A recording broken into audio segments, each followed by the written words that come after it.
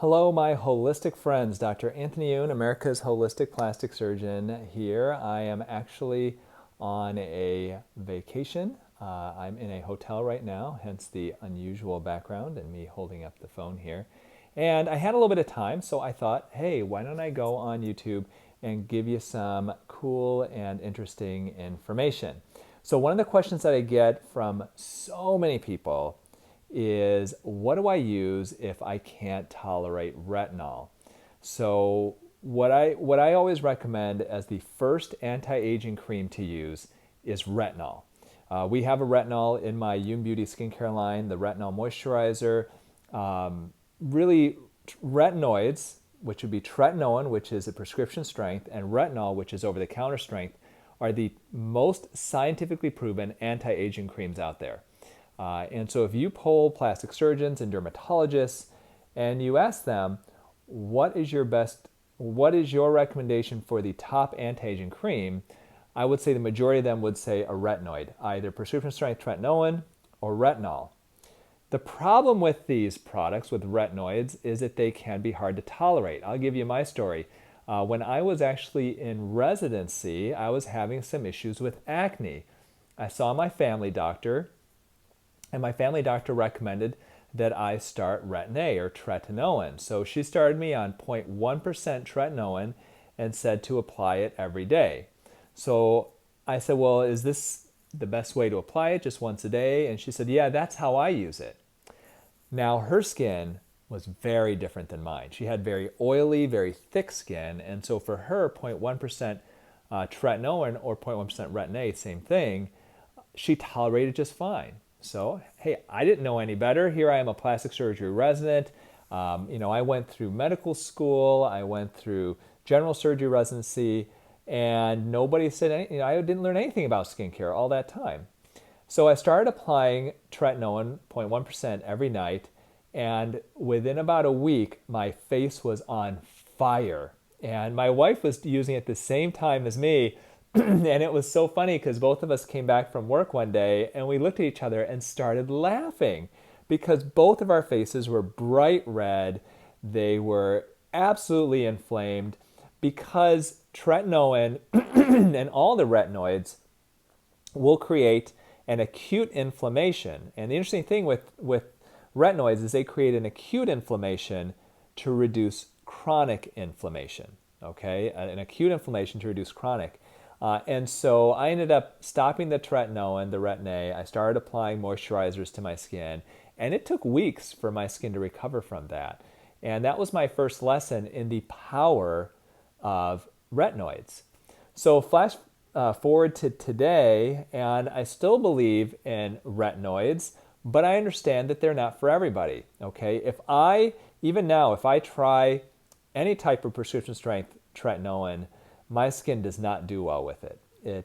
I get dry and flaky, and for some people that goes away.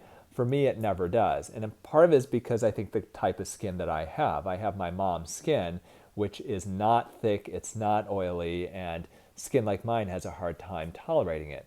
However, I can tolerate retinol, which is an over-the-counter strength of retin-a. And that's why in my YOUN Beauty skincare line, we don't have tretinoin. I don't necessarily recommend that because that is prescription strength. It's something that you really need to be followed by a doctor for.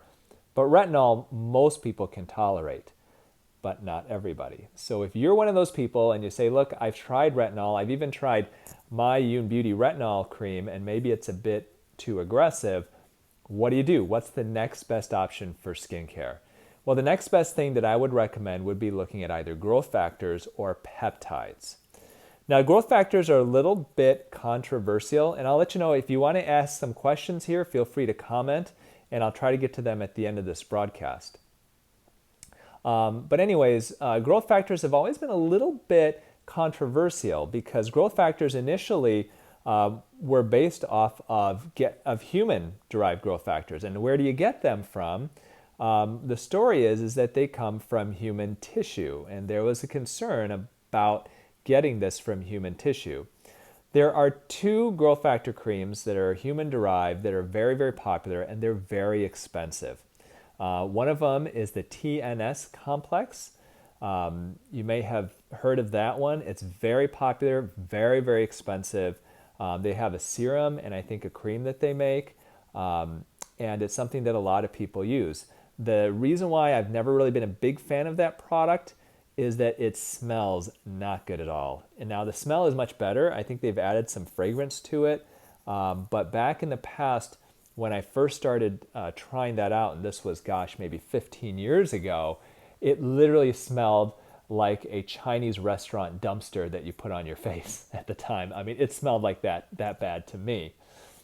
So I never really used it. I never recommended it to my patients because of the stench of the thing. It has now gotten better. I'm not sure what they've done as far as reformulated or what, but the TNS is still very, very popular and does not smell nearly like it used to. The other brand that has true growth factors in it is Neocutis. So Neocutis has human-derived growth factors. I can't remember exactly where they got it from. It could be, it actually could have been skin from circumcision or something like that. I'm not positive. But there has been some controversy about where that came from. Oh, you know what? I think it may have been umbilical cord now that I think about it. But anyways, that is the other real famous brand that has growth factor creams.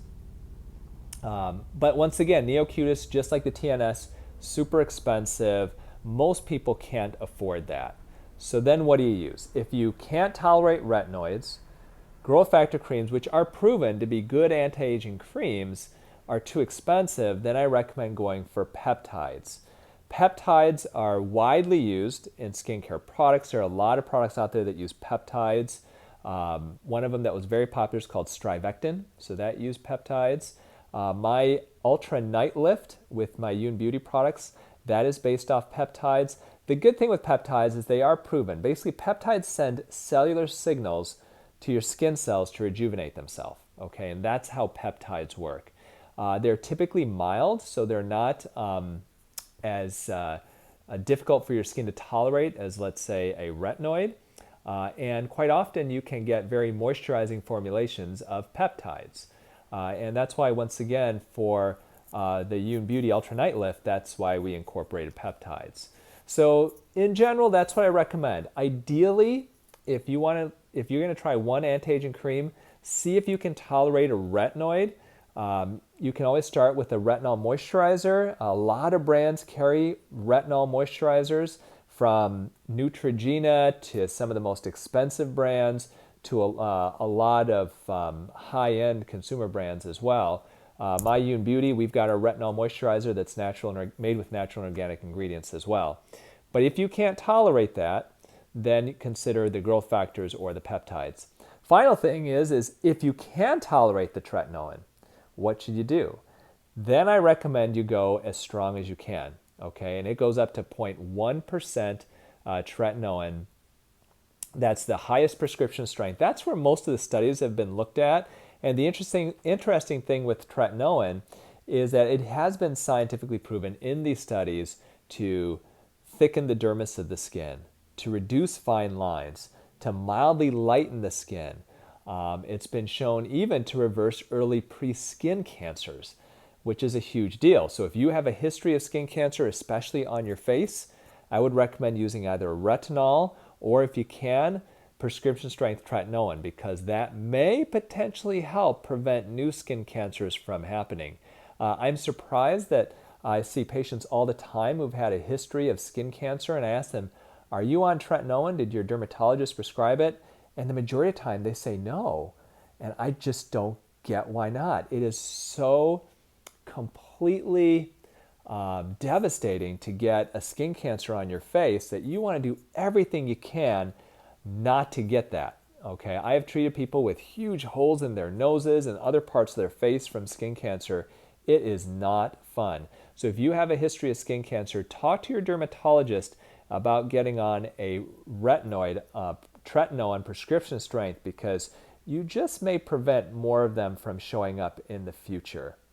So hopefully that's helpful for you. If you're going to start an anti-aging cream, once again, retinol if you can. If you can't and you can afford it, go growth factor. If that doesn't work, go peptides. If you really want to splurge, and that's what I recommend for some of my patients, go with a retinol moisturizer like we have in YOUN Beauty and add a peptide or a growth factor. Now you are hitting aging from a couple of different ways. If you're okay, if you don't mind putting 2 different creams on at night, that's a definite way to go. So let's see, we've got a few questions. Let me see if I can go over those here. Thank you everybody so much for watching. If you enjoy these videos, I encourage you leave a comment and subscribe, because we've got a lot of videos I have that we're preparing to come up with some really cool, fascinating information. If you want to learn how to look younger holistically, plastic surgery being the last resort, that's what I'm going to continue sharing with you. Skincare, food tips, and tips on how to pick the right procedures, because there's a lot of misinformation out there and a lot of doctors who don't practice holistic plastic surgery. All right, so here's a question from Catherine. Catherine asks, is elective facial plastic and reconstructive surgery contraindicated in those with rosacea? Not necessarily. So what is rosacea? Rosacea is an inflammatory condition of the skin. Usually there are different triggers that can cause the skin to basically get this red inflammation. Just as an aside, people who have rhinophyma, okay, that's where it's kind of this old thing that you may see old cartoons of people who are drunks that had these large noses. That's actually, rhinophyma is related to rosacea, and it's this overgrowth of sebaceous glands. But they are related. People who have rosacea are technically, a lot of them have rhinophyma as well. But anyways, rosacea is typically triggered, this redness is triggered by various things, from alcohol like wine to heat, different foods, different activities. So the first thing with rosacea is you want to try to find what your trigger is. The second thing is there are a lot of medications that can help with it. There's even a medication, I always forget the name of it, but it's an anti-parasitic medication that has a lot of promise in it. We also treat rosacea using lasers. The pulse dye laser can help with rosacea.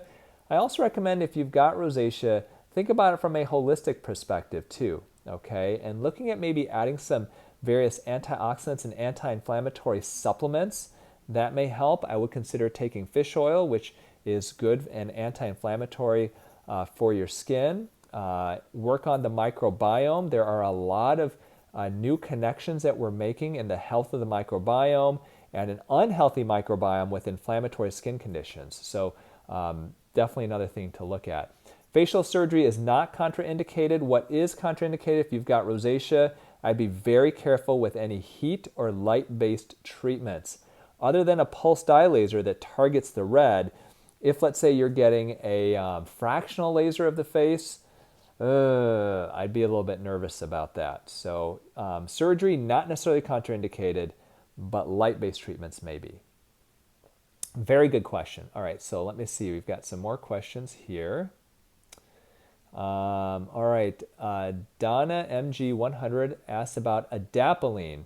So there are certain types of tretinoin, I guess I'd say competitors, similar ones. There's Differin, Tazorac. These are creams that work very similar to tretinoin, and they're used typically with acne, and oftentimes they're given as prescriptions. And none of these have, to my knowledge, have been studied for anti-aging benefits, but because they're very similar to prescription strength tretinoin, probably have very similar types of effects. Barbara asks, good to know. I was just going to ask if drugstore products were even worth it. Sounds like they are if they have retinol.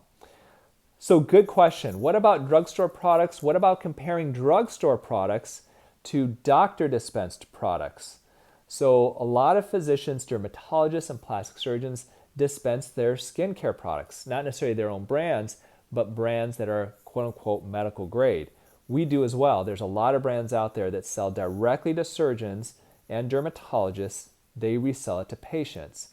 These are typically brands that are very high quality. They're synthesized with scientists and laboratories, and a lot of them really work.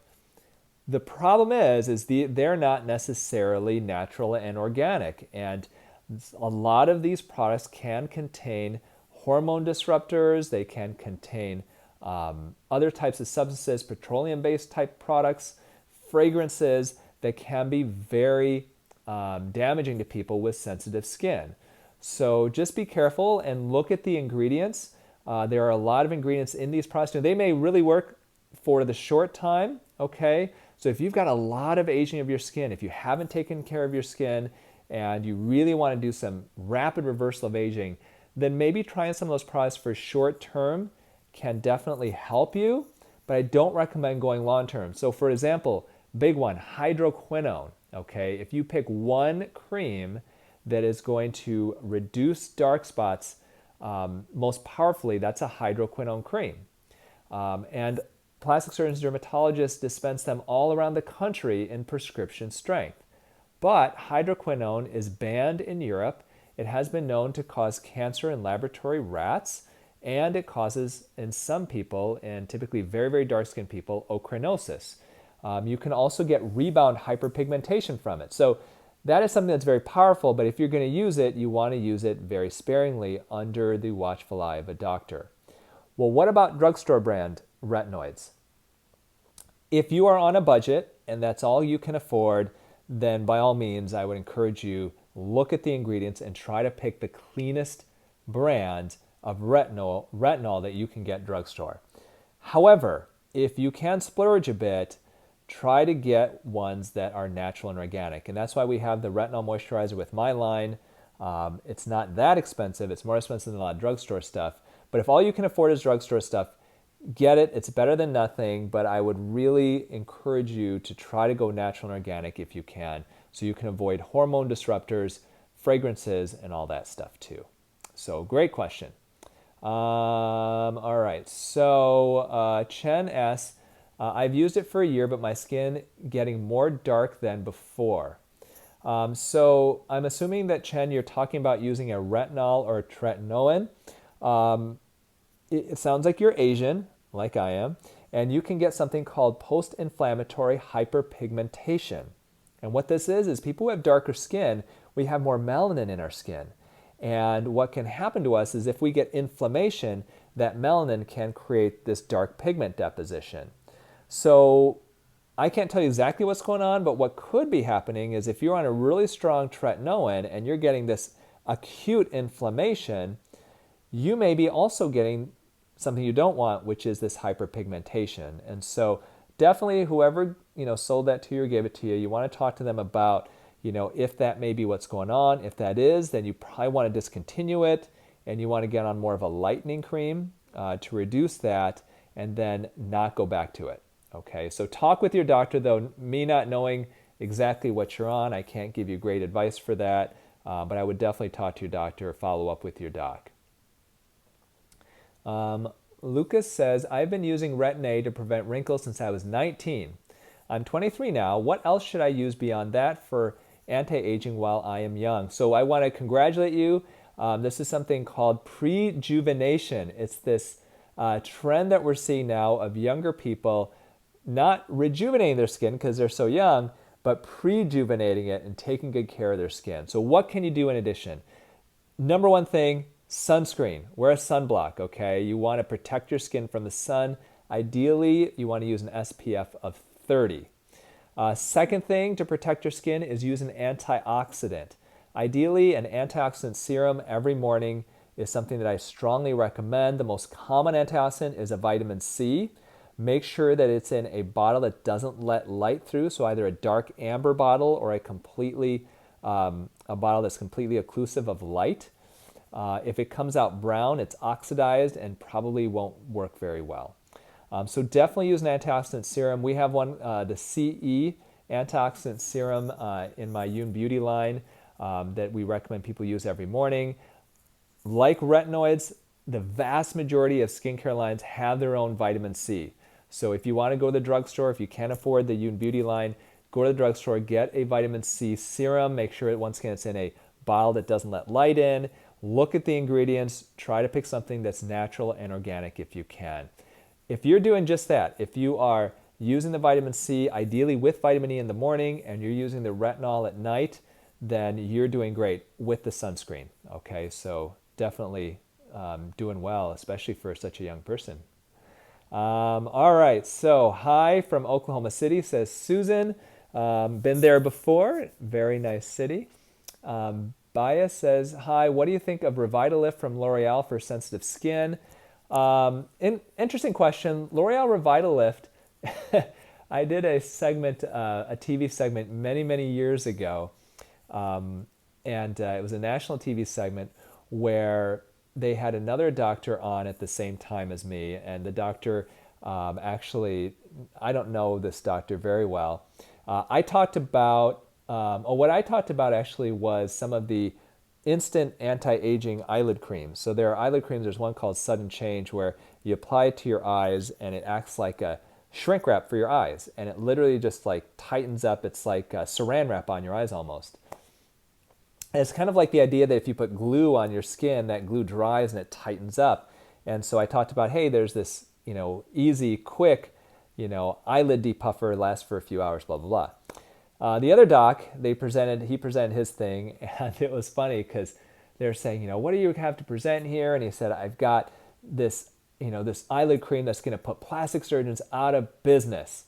And this is an amazing eyelid cream that's just incredible. And they say, well, what is that secret? And he said, L'Oreal Revitalift.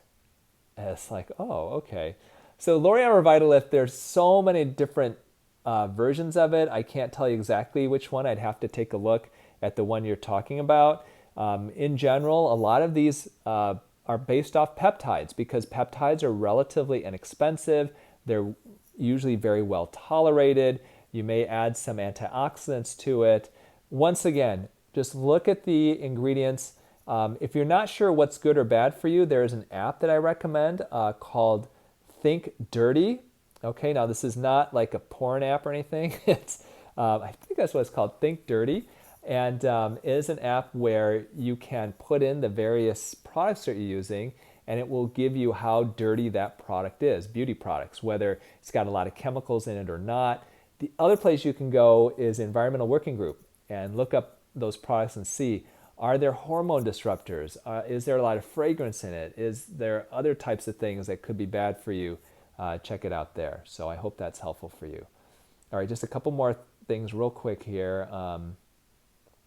Francisca says, hi doctor, I think you're great. Thank you so much.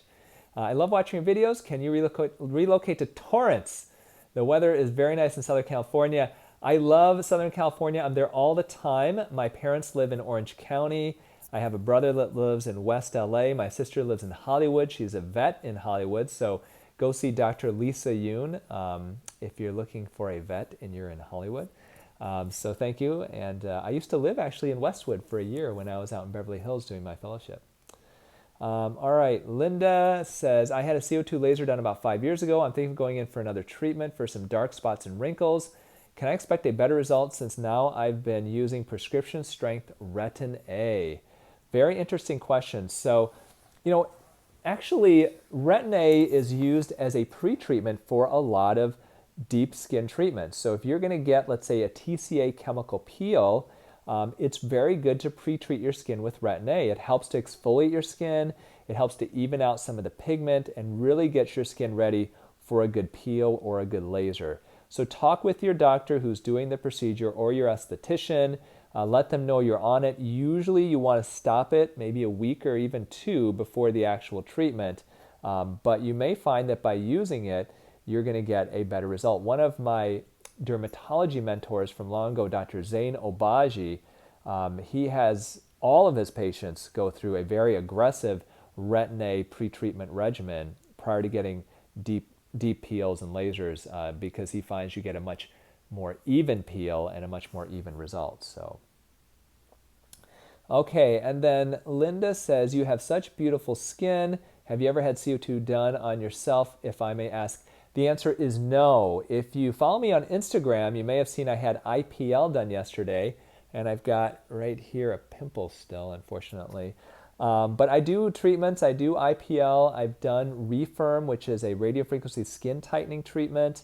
I have done some lighter chemical peels, and I've even had a big surgery, which if you read my first book, In Stitches, you'll know what that was.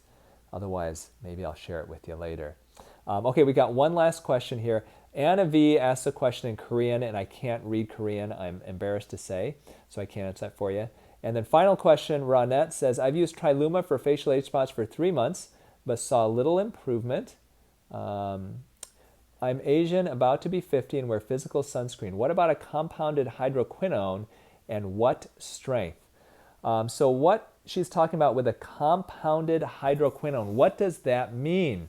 So there are compound pharmacies out there that will create prescription strength products and add them together in basically a unique product that you're using.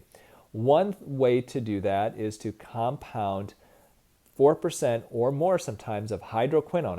I was talking about that earlier. That's the prescription strength skin lightening cream. Usually they will add retin-a to it to get good penetration of that cream. And then usually they'll add a steroid cream to that as well, because that steroid will help to reduce any reaction. My understanding, Triluma is kind of a similar combination of that. If you've tried that already, that hasn't worked, I don't know that I would recommend, if you've tried Triluma, I don't know that I'd recommend doing a compound of the same thing, because essentially you'd be doing the same thing.